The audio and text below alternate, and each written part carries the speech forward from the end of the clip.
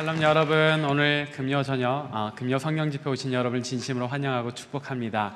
이번 여름 정말 많이 더웠죠? 네, 오늘부터는 좀 많이 시원한 것 같습니다. 제가 우리 청년들이랑 같이 그 덥다는 마카오 아웃리치를 다녀왔는데 한국이 40도가 넘는다 그래서 오히려 마카오에서 감사하며 지내다가 왔습니다. 여러분 혹시 기억나십니까? 제가 한 달 전에 이 자리에서 말씀을 전하면서 이번 여름 또 얼마 만에 더위를 자랑할까 궁금해했는데 94년 비견될 만큼 거진 104년 만에 더위라고 하더라고요. 제가 말씀을 잘못 전해서 올여름에 너무 더웠던 것 같은데요. 그러나 여러분들 칭찬하고 싶습니다. 왜냐하면 그때 제가 전했던 말씀은 올여름 얼마나 뜨겁든지 우린 더 뜨거운 믿음으로 이열치열의 믿음으로 주님 앞에 서자 했는데 제가 여러분들의 믿음을 정규인 여름 수련을 통해서 확인했던 것 같습니다. 이 자리를 가득 메우는 여러분들, 또 담임 목사님의 강의를 정말 열심히 받아 적는 여러분들, 제가 저희 청년들을 과외까지 시켜가면서 로마서 퀴즈에 보냈는데 우리 권사님들을 제칠 수가 없더라고요. 여러분 정말로 귀하게 이 여름을 잘 이겨내신 것 같습니다. 우리 서로에게 격려의 박수 한번 하도록 하겠습니다. 이제 시원한 가을이 되었기에 또 하나님께서 우리에게 어떤 말씀을 주실까 기대하면서 오늘 말씀에 깊은 데로 나아가길 바랍니다. 오늘 본 말씀은 사도 바울이 고린도 교회에 주는 첫 번째 편지의 일부분입니다. 여러분들 고린도라고 하는 도시에 대해서 얼마나 알고 계십니까? 고린도라고 하는 도시는 아가야 지방의 수도입니다. 로마가 지배하던 여러 지방 중에서 아가야라고 하는 꽤나 큰 이렇게 덩어리의 땅이 있는데 거기에 수도로 이렇게 자리 잡고 있는 것이 고린도입니다. 이 고린도는요, 이 교통의 요충지라서 많은 사람들이 모였고요. 그리고 이 고린도는 또 철학의 중심지라서 학식 있는 사람들이 모였습니다. 경제적으로 부유한 사람들, 또 저마다 배움이 높은 사람들, 그리고 한편으로는 사람들이 많이 모이는 도시다 보니까 이방 신전들이 경쟁적으로 자기 신전을 지었던 그런 도시이기도 합니다. 그래서 거기에는 치유의 신이다, 거기에는 미의 여신이다 하는 이 헬라 신들의 신전이 12개나, 한 도시인데 12개나 되는 거대한 신전들이 이렇게 자리를 하고 있었죠. 그러면서 그 지방에 이 신전 창기들, 몸을 파는 미의 여신 아프로디테의 이 신전은 그 여체를 탐하는 것으로 풍요를 얻는 그런 종교였거든요. 이 신전에서 운영하는 창기의 숫자만 1000명인데 이 1000명이 나날이 부족할 정도로 성적으로 문란했던 도시, 그것이 바로 고린도라고 하는 도시의 본 모습입니다. 고린도 교회는 어떤 교회인가? 그런 부요함, 또 배움이 높음, 그러나 그 안에서도 온갖 더러움과 성적인 문란함으로 점철된 이 도시에서 복음을 받아들이고 하나님의 거룩함으로 살겠습니다라고 결단한 사람들의 모임. 이게 사도 바울이 2차 전도 여행 때 세웠던 도시이고 이제 3차 전도 여행 때 돌아보길 원했던 그런 교회, 그것이 바로 고린도 교회입니다. 이 고린도 교회의 성도들도 굉장히 부요했고 학식이 높고 또 복음을 잘 받아들여서 또 성령의 풍성한 역사가 있어가지고 참 다양한 은사를 누렸다. 어떤 의미에서 고린도 교회는 영적인 축복과 물적인 축복을 함께 풍성하게 누리던 그런 복받은 교회입니다. 그런데 고린도 교회는 커다란 문제가 있었죠. 두 가지 문제가 있었다고 볼 수 있는데, 먼저 첫 번째 문제는 이 고린도 교회 안에 사랑이 없는 거예요.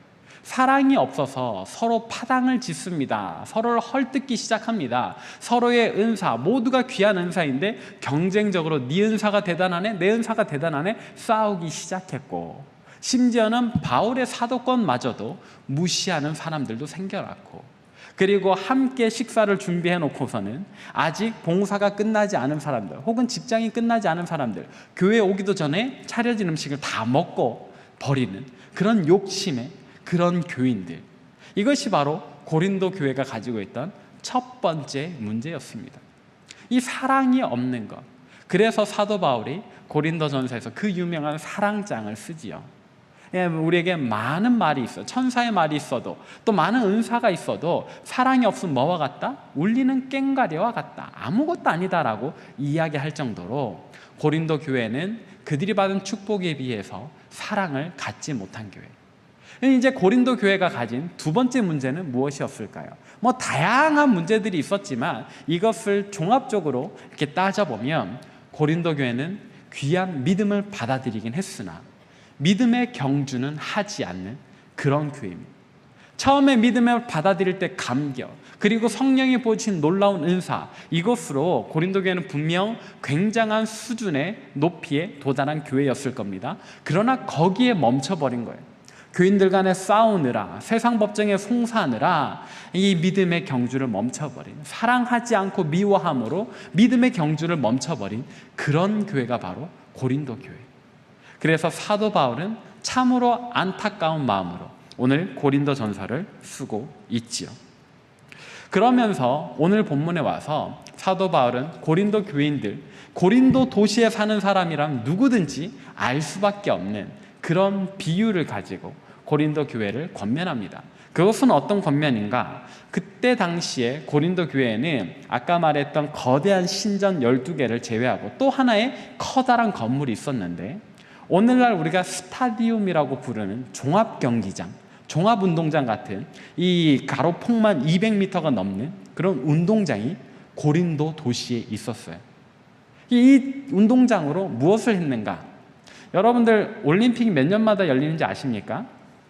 4년. 네, 하계올림픽 4년마다, 동계올림픽 4년마다. 이게 이렇게 어긋나 있어가지고 한 번 한 번 하니까 전 세계적으로는 2년마다 올림픽을 이제 경험을 하는 겁니다. 근데 올림픽을 한 나라에서 연달아 개최하지는 않죠. 이 나라에서 한 번 하고 저 나라에서 한 번 하고, 왜냐하면 전 세계가 모이기 때문에 그만큼 준비도 많이 해야 하는 이제 그런 대회가 바로 올림픽인데, 이때 당시 고린도 교회는 굉장히 부유했다 그랬죠.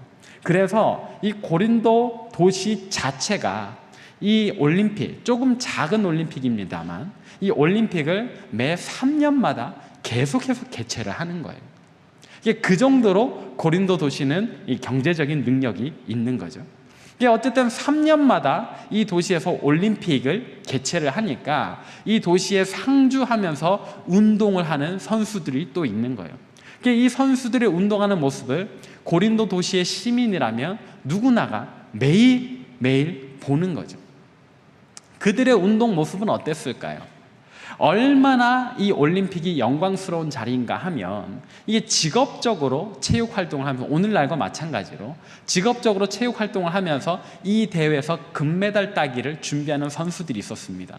그리고 그들 중에는 이 경기의 참가자 목록이 발견되었었는데, 기록에 보니까 그때 당시 로마의 황제들조차도 일개 선수로서 이 대회에 등록한 기록이 있는 거예요.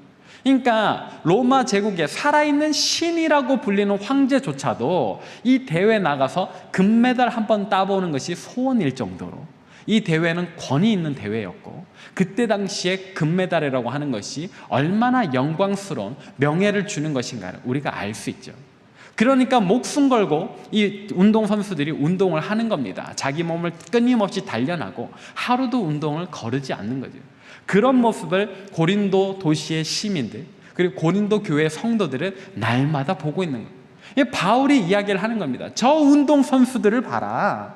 너희 눈에 날마다 뛰는 저 선수들을 봐라. 얼마나 열심히 노력하는가.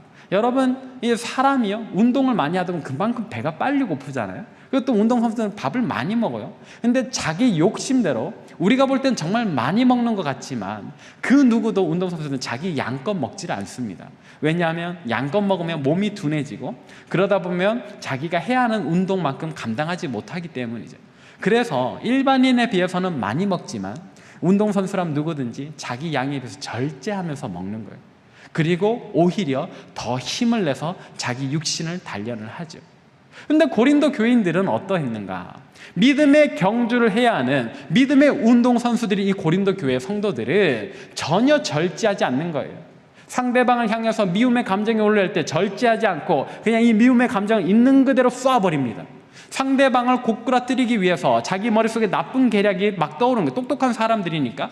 근데 이것을 전혀 절제하지 않고 이 계획을 그대로 실현하는 거예요. 사도 바울에 대해서도 그를 험담하는 말이 이렇게 얼마든지 나올 수 있는데 이거를 절제하지 않는 거예요. 그대로 막 내뱉어 버리는 거예요. 고린도 교인들은 육신의 영광을 위해서 훈련한 저 운동선수들, 그들과 같이 믿음의 어떤 영광스러운 자리를 위해서 나아가는 믿음의 운동선수들과 같아야 하는데 전혀 절제하지 않고 자기 욕심 그대로, 그리고 자기 감정 그대로 살아가고 있다는 거예요. 그래서 오늘 바울이 고린도 교인들에게 이 비유로 일침을 가하는데 그 일침의 목소리를 우리 한번 들어봅시다. 고린도전서 9장 24절과 25절입니다. 시작. 다름질하는 자들이 다 달릴지라도 오직 상을 받는 사람은 한 사람인 줄을 너희가 알지 못하느냐. 너희도 상을 받도록 이와 같이 다름질하라. 이기기를 다투는 자마다 모든 일에 절제하나니 그들은 썩을 승리자의 관을 얻고자 하되 우리는 썩지 아니할 것을 얻고자 하노라. 아멘.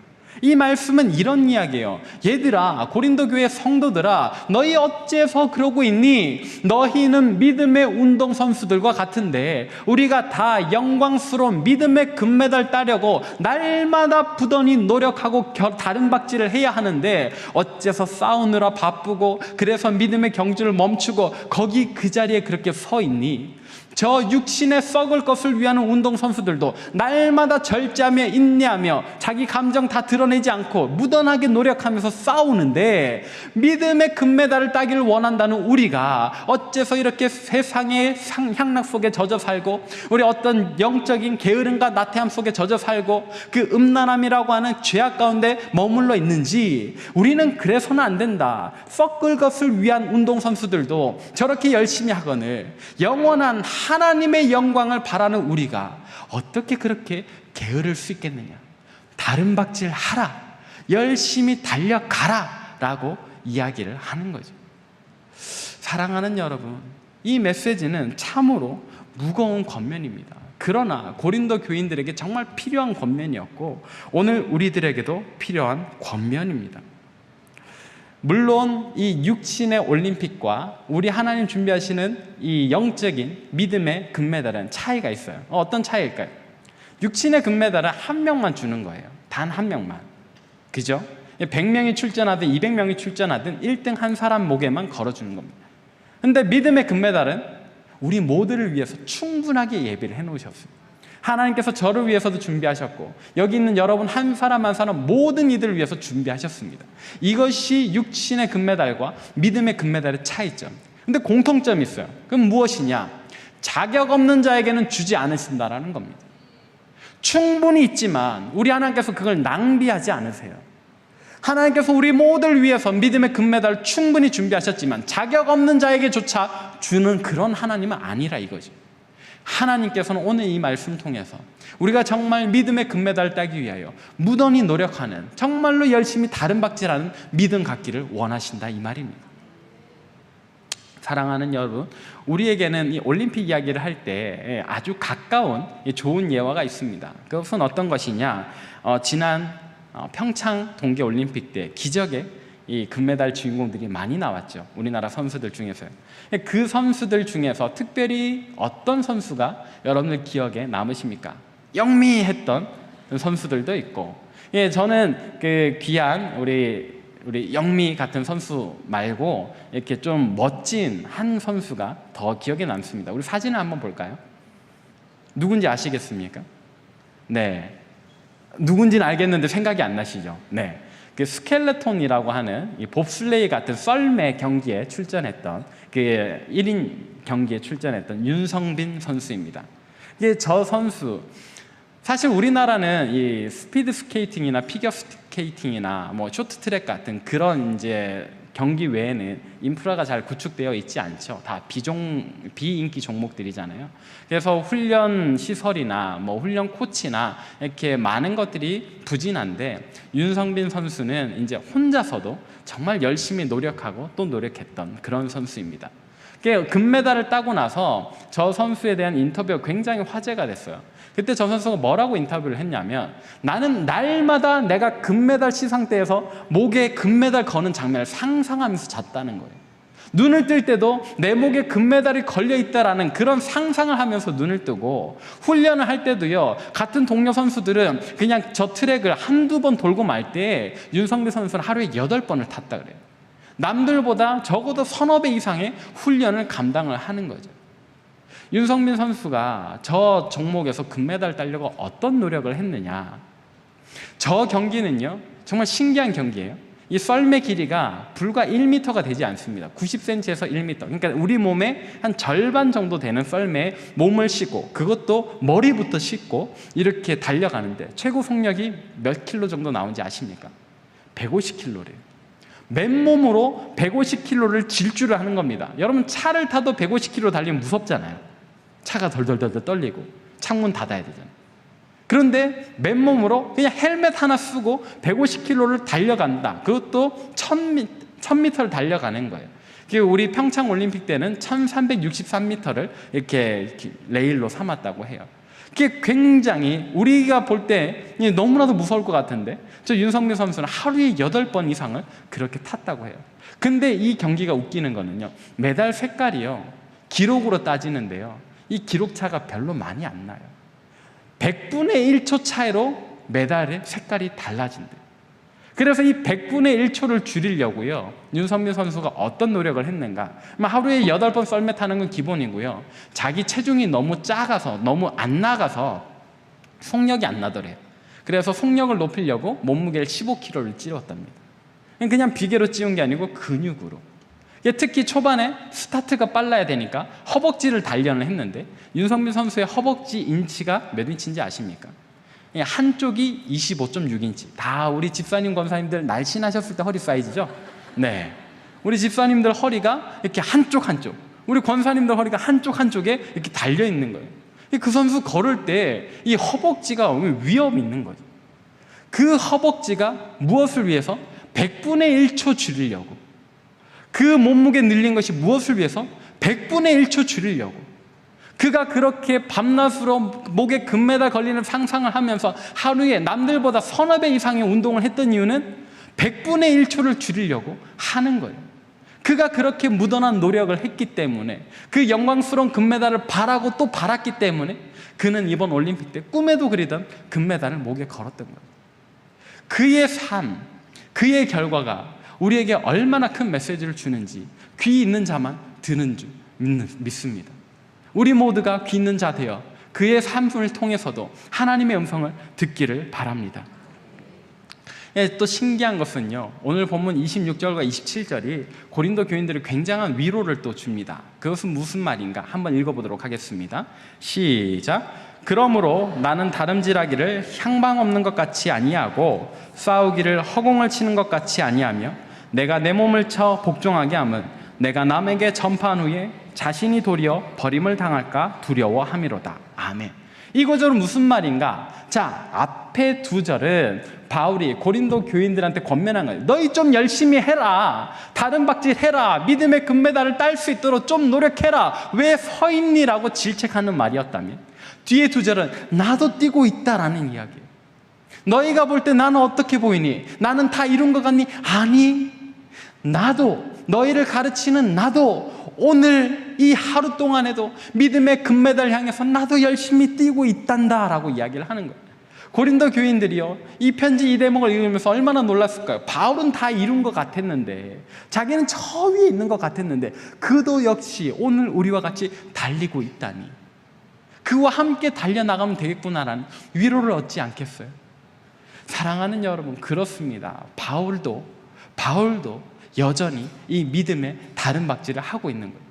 근데 어쩔 수 없어요. 바울은 왜 이방인의 사도가 된 이 상황에도 믿음의 다른 박질을 해나가는가? 그것이 바로 성화이기 때문에. 여러분, 이번 정규인 여름 수련회 때 성화라는 단어에 대해서 잘 배우셨지요? 사실은 이신칭이라는 말을 더 많이 들으셨겠지만 중요한 것은 성화에 있습니다. 이신칭이는 성화의 전 단계. 예수 그리스도의 십자가 대속으로 말미암아 또 우리가 그것을 믿는 믿음으로 말미암아 하나님의 은혜로 우리가 의롭다 칭해졌다. 그러나 이것은 칭함받은 것이지 완성이 아니라고 했잖아요. 완성은 무엇을 통해서 이루어가는 거예요? 성화를 통해서 이루어가는 거예요. 그리고 이 성화는 언제 끝나요? 우리가 주님의 그 영광의 날에, 그 권능의 날에, 은혜의 심판대 앞에 섰을 때 주님께서 판단해 주심으로 완성되는 거예요. 그렇기 때문에 우리가 이 땅에서 육신이 살아있는 동안에는 계속해서 성화의 다른 박질을 해나가야 되는 겁니다. 그래서 바울이 오늘 이야기를 하는 거예요. 나도 다른 박질을 하고 있다. 사랑하는 여러분, 이것은요 바울이 로마서 5장에서도 이야기했던 것과 같아요. 우리 로마서 5장 2절부터 4절의 말씀을 함께 읽어보겠습니다. 시작. 그로 말미암아 우리가 믿음으로 서 있는 이 은혜에 들어감을 얻었으며 하나님의 영광을 바라고 즐거워하느니라. 다만 이뿐 아니라 우리가 환난 중에도 즐거워하나니 이는 환난은 인내를, 인내는 연단을, 연단은 소망을 이루는 줄 알미로다. 아멘. 하나님이 영광을 바라는 자, 그래서 이 땅의 환난 중에서도 즐거워하는 자, 인내하고 연단하고, 그래서 결국에는 하나님 주시는 믿음의 금메달을 소망하는 자, 그런 사람이 진짜 그리스도인이다라고 이야기를 하는 거예요. 그런 사람이 바로 성화의 길을 걸어가고 있는 자다라고 이야기를 하는 거예요. 근데 신기한 거는요, 베드로도 이것과 비슷한 권면을 합니다. 왜냐하면 베드로는 딱히 고린도 교인만을 향해서 편지를 쓴 건 아닌데, 그때 당시에 그리스도인이라고 하는 모든 사람들을 위해서 쓴 편지가 있어요. 이게 베드로 후서, 전서 후서 다 그런 편지지만 특별히 베드로 후서 1장 5절부터 7절을 함께 읽어보도록 하겠습니다. 시작. 그러므로 너희가 더욱 힘써 너희 믿음의 덕을, 덕의 지식을, 지식의 절제를, 절제의 인내를, 인내의 경건을, 경건의 형제 우애를, 형제 우애의 사랑을 더하라. 아멘. 자, 베드로 뭐라고 이야기를 합니까? 예수 그리스도를 믿는 믿음으로 끝이라고 했습니까? 여러분, 우리에게 믿음만 있으면 된다고 합니까? 아니에요. 여러분, 베드로는 이야기를 합니다. 믿음의 덕을 더해야 된다. 덕의 지식을 더해야 된다. 지식의 절제를 더하고, 절제는 또 인내를 더해야 되고, 거기서도 끝이 아니야. 인내의 경건을 더해야 되지. 경건에는 또 형제 우애를 더하고, 형제 우애 이후에도 사랑을 더해야 돼. 계속해서 다음 단계가 있는 거예요. 믿음은 단지 첫 단계에 불과한데 고린도 교회 교인들은 오늘 믿음을 가진 것으로 멈춰 서 있다 이거잖아요. 사랑하는 여러분, 우리는 어떻습니까? 우리도 예수 그리스도를 믿는 믿음까지는 가지고 있네요. 예, 성화의 첫 발걸음은 여러분 정말 잘 떼셨습니다. 축하드립니다. 그러나 이것은 겨우 1단계에 불과하다. 이후에 우리는 믿음의 덕을 또 가져야 돼요. 덕의 지식을 또 더해야 되고, 또 절제도 더해야 되고, 인내도 더해야 되고, 경건도 더해야 돼요. 우리에게 갖춰야 할 것이 아직도 이만큼이나 많은데 우리가 어떻게 이 믿음의 다른 박질을 여기서 멈추어 서 있겠습니까? 여기서 머물러 있겠습니까? 우리가 달려가야 할 길이 아직도 많이 남아있는데 말이죠. 사랑하는 여러분, 여러분 스스로 한번 판단해 보십시오. 여러분들은 오늘 바울이 권하고 베드로가 권하는 이 귀한 성화의 발걸음, 그 덕목들 중에서 몇 가지나 가지고 계십니까? 다 가지신 분 참 축복합니다. 그러나 안타깝게도 아직 다 가지신 분은 없을 겁니다. 우리는 끊임없이 연습하는 과정 중에 있기 때문이죠. 그 연습을 날마다 해야 된다. 하루도 걸러서는 안 돼요. 우리가 하루 걸으면 다른 사람들은 더 빨리 가는 거예요. 우리는 점점 더 처지는 거예요. 제가 또 말씀 전할 때 한번 했던 표현이 있습니다. 우리 믿음은 절대로 그 자리에 머물러 있을 수 없어요. 한 발 전진하는 것이 곧 그 자리에 머무르는 거예요. 한 발 가만히 있으면 후퇴하는 거라고 했잖아요. 믿음의 다른 박질이 그런 거예요. 계속해서 달려나가야 되는데 그냥 평상 속도로 달려나가는 게 이제 평균인 거예요. 더 빨리 달려나가야 우리가 정말로 상을 얻는 거예요. 사랑하는 여러분, 우린 정말로 그래야 합니다. 바울이 이야기하듯이 바울 자신도 나도 아직 달리고 있다라고 이야기를 하는 것처럼, 고린도 교회 교인들이 달려가야 하는 것처럼 우리도 이 성화의 과정을 끝까지 달려가야 합니다. 힘있게 달려가야 합니다. 열심을 내면서 달려가야 합니다. 우리 모두 예수 그리스도를 믿는 믿음을 가졌지만 아직도 우리에게 갖춰야 할 것이 많기 때문에 우리 주님의 그 영광스러운 상을 얻기까지 그와 같이 달려나가야 합니다. 말씀을 정리하도록 하겠습니다. 사랑하는 성도 여러분, 이제 뜨거운 여름은 갔어요. 시원한 가을이 오고 있습니다. 그렇기에 혹 무더위에 좀 지치신 분들 일어나십시오. 힘을 내십시오. 이제 다시 주님 안에서 우리 찌뿌둥했던 우리의 몸을 털고 우리의 믿음도 털고 일어나서 정말 이 시원한 바람을 기분 좋게 맞아가며 달려나가야 할 때가 되었습니다. 우리의 뜨거운 믿음, 그 뜨거운 믿음을 더 식혀버리지 마십시다. 오히려 이 시원한 바람 맞으면서 기분 좋게 쭉쭉 달려나가는 저와 여러분 되시길 바랍니다. 어디까지요? 믿음의 금메달을 따기까지요. 믿음의 금메달은 우리 모두를 위해서 풍성하게 예비되어 있다고 했습니다. 그리고 그 결승선에 누가 서 계실 것 같습니까? 우리 주님 서 계십니다. 무엇을 들고요? 우리 목에 걸어주실 믿음의 금메달을 가지고요. 그리고 우리가 얼른 들어오기를, 속히 들어오기를 기다리고 계시죠.